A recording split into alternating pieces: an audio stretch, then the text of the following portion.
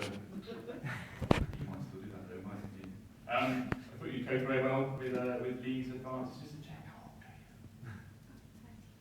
Okay. 23, you're all right, Lee. It's fine, that's fine.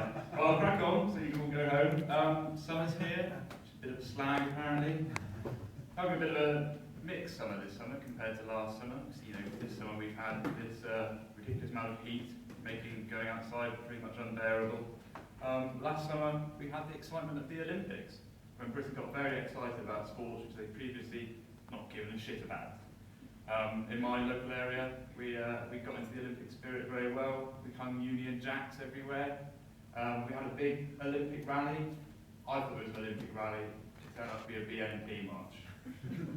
But they did all come dressed as Duncan Goodhue, so that was fine. My favourite bit of the Olympics wasn't actually any of the sport, it was the Bank of England's decision to issue commemorative 50p's. 29 different designs, each one depicting a different sport. You had water polo, hockey, judo, and I made it my mission to try and collect each of the 29 designs. I say mission, became an obsession. Every time I got some loose change, I'd be in there, scurrying around under a dirty, stinky 2p to see whether the 50p I had there was one of the limited edition designs. I got some very confused looks from shop staff who obviously thought I was questioning their ability to dish out loose change. It got even worse when I started going through their tips jars in coffee shops just to see if there was anything in there. But yeah, no, it's good. I've got a few. I don't know if you've got a handbag down there. Check. Possibly. Thank you very much. Thank you very much. Yes, so just looking at my hand, just ignore me. I don't have a big watch, no. I have no watch. But yes, this is lovely to be here in this packed pub. One thing could make it better, Dyson Airblades. Haven't got any. I love the Dyson Airblades. Firstly, there's the noise. Secondly, there's the fact that when you put your hands in, they make them look like old ladies' hands because they press all the skin really tight against the bones. They make my hands look like old ladies' hands, so I've got little hands. If you had big hands, like say Lee, they just look like old man's hands, really withered old man's hands. The sort that have been used to squeeze the life out of a dying goose.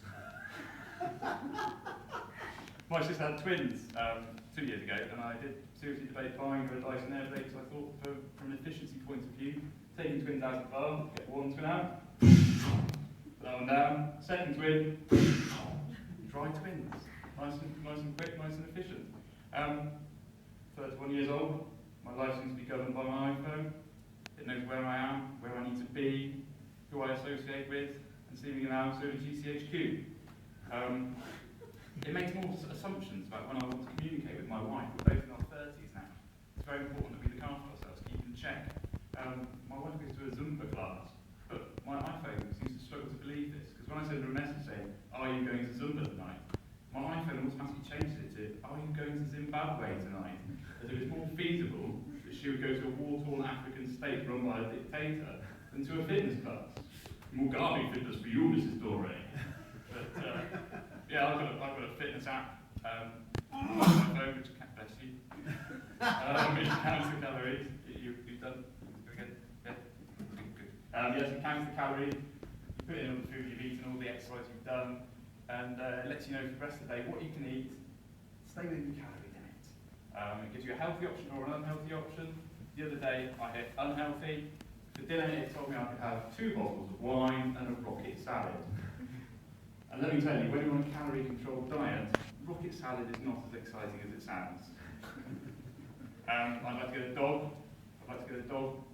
Bit of a flaw though. I borrow my friend's dog sometimes, take it for a walk, and being a dog, it poos everything.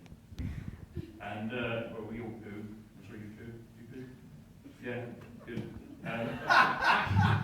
So the problem I have is every time I pick up the poo from the dog, I end up being sick. Twice I get a bit under my fingernail. It's just the way it works. And the dog always looks at me like I'm the worst person in the world for vomiting. And I think to myself, you've just gone for a shit in the street and you're judging me. I'm ill because you've pooed in the street.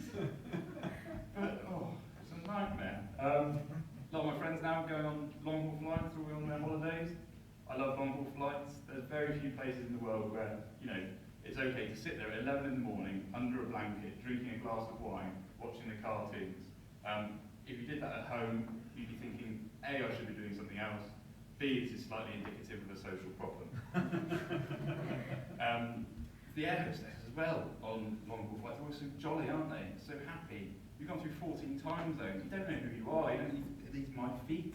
You just don't know. And they're all walking around as if they've just been born, serving fresh coffee.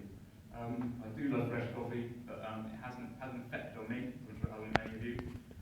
I know once I've drunk a mug of fresh coffee, I've got about 2 minutes to get to the toilet. This is my comment saying to me, Frankie, you're going for a poo in the next 2 minutes, whether you're on the toilet or not.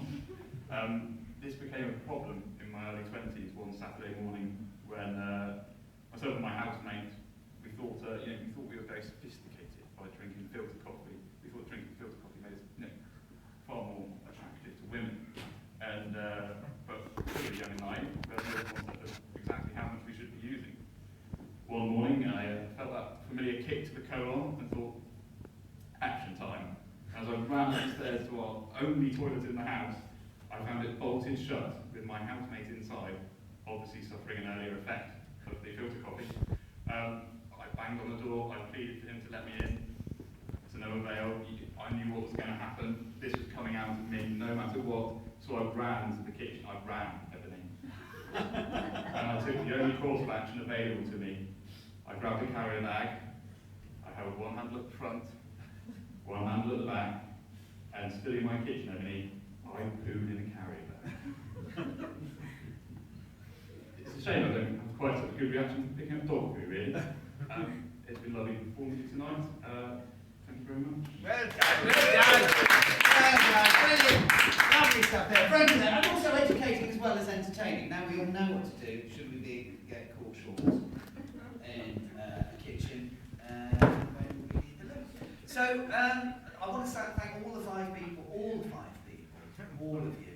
I'd like to thank all the 5 people who came along to watch this, which we've had to treat as a dress rehearsal, because, so this was a dress rehearsal. So now what we'll do is we'll have a 2 minutes break, and we'll come back and we'll do it for real, if you're all okay for that. So I hope you enjoyed it. Was it all right? Yeah, not too bad, was it? There's nothing on the telly these days, is there? I suppose it's White Queen, but you're a bit too young for that, aren't you? Yeah, no, I watch Ice Steak. Oh, yeah. Which one? Talk amongst yourselves. I sometimes watch the second one, the first one, Yeah. the third one. I haven't seen the Continental Drift. Is that the 4th one? Is that the one you're watching right now? Don't do anything! So, are you a big fan of Doctor Who? I like watching it. Yeah. Well, have you heard the news? He's dead. Right! So, no, he's not dead. It's just messing with your mind. No, they're just trying to use Doctor Who. I know it is. You don't. It's now become a child baiting situation, ladies and gentlemen. So I hope you enjoyed it. I take a recommendation. I will watch Ice Age, Continental Drift. Thank you very much. And can I thoroughly recommend Cloud Atlas to you? 4-hour film. You'll enjoy it. So I hope you enjoyed the evening. Didn't cost you anything except the £50 surcharge to get out of the room. So all that's going to happen now is I'm going to read out. I'm going to shout. I'm going to, using the power of my aged brain, I'm going to name check every person who got up on this stage and brought a little bit of pure Quicksilver live gold into your lives. It just changed you that little bit. I want to go absolutely crazy for each and every one of you, because I'll be honest, they're still in the venue. Right? And I want to go absolutely doolally for each and every one. But I want the 5 of you to very quickly confer amongst yourselves and make a decision now to clap extra loud for just one act, just to piss the other 5 right off. A real sense of what show this is all about, alright? So, ladies and gentlemen, I will read this from a thing because I always do that.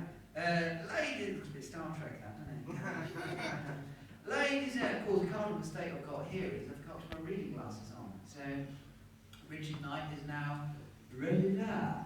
So, ladies and gentlemen, all the thing you saw tonight, you saw Richard Knight, ladies and gentlemen! You saw Brett